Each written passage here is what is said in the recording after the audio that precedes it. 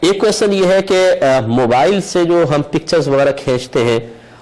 یہ سیلفی وغیرہ جسے لے رہے ہیں آج کل، اسی طرح ڈیجیٹل کیمراز ہوتے ہیں یا ویڈیو آج کل جو بنتی ہے، کیا یہ شرعی طور پہ صحیح ہے یا غلط ہے؟ دیکھیں، اس میں علماء کا اختلاف ہے۔ بعض اب بھی اس کو تصویر کے حکم میں لیتے ہیں اور وہ کہتے ہیں کہ یہ چاہے آپ ڈیجیٹل کیمرے سے پکچر کھینچ رہے ہوں یا ویڈیو بنا رہے ہوں یا موبائل سے آپ کو پکچر لے رہے ہیں، یہ تصویر ہی ہے۔ وہ مانتے کہتے ہیں تصویر ہی ہے بس۔ اسی وجہ سے تو آپ جب اس کو ویڈیو کو کمپیوٹر وغیرہ پہ دیکھتے ہیں، ٹی وی وغیرہ پر دیکھتے ہیں تو باقاعدہ پکچر آ جاتی ہے۔ اسی طریقے سے موبائل کی جو مشینری ہے اس کو متشکل کر کے ایک تصویر تو آپ کو دکھا رہی ہے نا، تو بس یہ پکچر کے حکم میں ہے اور نبی کریم صلی اللہ علیہ وسلم نے تصویر بنوانے سے منع فرمایا، لہذا ان کے نزدیک یہ حرام ہے، گناہ ہے، اور اگر تسلسل سے آپ کرتے رہیں گے تو گناہ کبیرہ کے مرتکب ہوں گے۔ جبکہ میجورٹی اس طرف ہے، یہ ہے بہت تھوڑے سے علماء، اکثر اس طرف ہے۔ اس زمانے میں نے دیکھا ہے کہ علماء زیادہ تر اس طرف ہے کہ اس کی طرح ڈیجیٹل کیمراز سے جو ہم کچھ کھینچتے ہیں تو حقیقتاً پکچر بنتی ہی نہیں ہے، بلکہ یہ تو ریز کی شکل میں ڈیٹا آپ کی چپ پر آ جاتا ہے جس کو آپ کا کمپیوٹر یا آپ کا یہ موبائل وغیرہ متشکل کر کے دکھاتا ہے، اس کی مشین جو اس کو متشکل کر کے دکھاتی ہے، تو حقیقتاً پکچر بنتی ہی نہیں ہے۔ تو لہذا جب بنتی ہی نہیں ہے اور نبی کریم صلی اللہ علیہ وسلم نے تصویر بنانے سے منع فرمایا، اور تصویر کی تعریف ہی عکس ساکت ہے، انہیں تصویر کہتے ہیں ایسے عکس کو جو ساکت ہو، متحرک نہ ہو۔ تو اس کا مطلب وہ اگر آپ موبائل سے تصویر کھینچتے ہیں تو وہاں تو ریز چلی گئی ہے، تصویر تو بنی نہیں۔ جب تصویر نہیں بنی تو عکس ساکت حاصل نہ ہوا، جب عکس ساکت حاصل نہیں ہوا تو پھر یہ ناجائز کیسے ہو سکتا ہے؟ زیادہ سے زیادہ یہ بات ہے کہ دیکھیں جب آپ اس کو چیک کرتے ہیں تو پھر وہ باقاعدہ تصویر سامنے آ رہی ہے، تو وہ اصل میں ان ریز کو متشکل کر کے اس کی مشینری دکھا رہی ہے،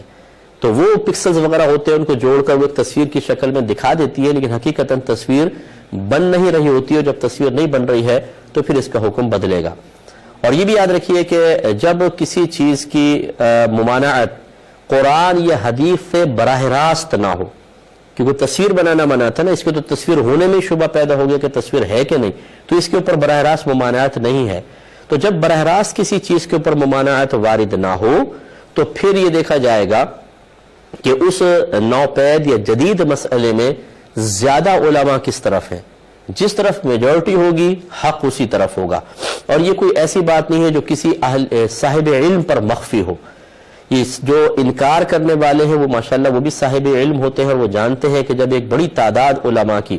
اور یہ نہیں کہ صرف عوام کر رہی ہے، بڑے بڑے علماء ہیں اس طرف کہ جو اس کے جواز کے قائل ہیں اور ان کی تعداد یقیناً زیادہ ہے، تو پھر انہی کے قول کا اعتبار ہونا چاہیے اور اس کے جواز کا حکم ہونا چاہیے۔ اب صرف صورتحال یہ رہ گئی کہ جو انکار کرتے ہیں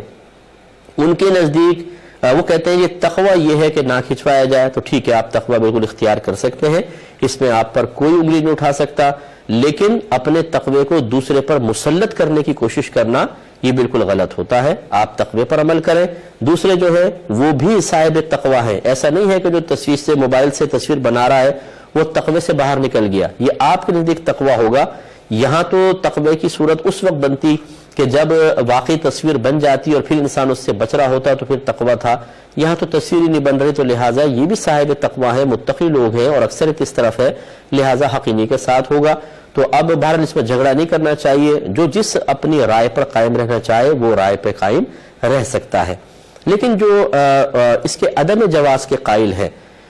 بعض تو ایسے ہوتے ہیں جو کہتے ہیں دوسروں کے لیے اس کو جائز سمجھتے ہیں لیکن ہم بہرحال پسند نہیں کرتے کھنچوانے کے، ایسے مجھے علماء بھی ملے ہیں۔ اچھی بات ہے، بہت اچھی بات ہے۔